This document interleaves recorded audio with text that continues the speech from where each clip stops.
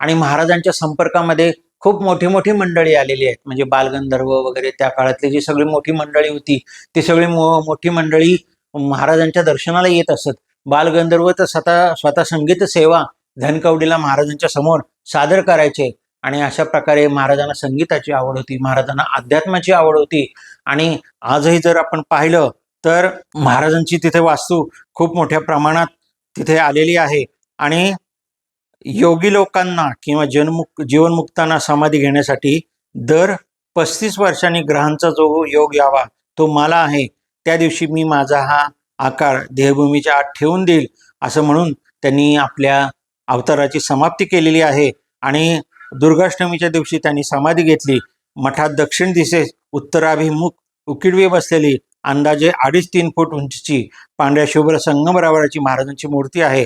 भाविकांना आजही त्यांच्या अस्तित्वाचा साक्षात्कार होतो. 1947 साली महाराज गेले, म्हणजे ज्या वर्षी आपल्याला स्वातंत्र्य मिळालं त्याच वर्षी महाराज गेलेले आहेत. आणि आजही महाराजांचा अनुभव असा आहे की ज्यांना कोणाला धूम्रपानाचं वगैरे व्यसन आहे तर त्या धूम्रपानाचं व्यसन हे महाराजांची सेवा केल्यामुळं किंवा महाराजांना शरण गेल्यामुळं सुटलेलं आहे.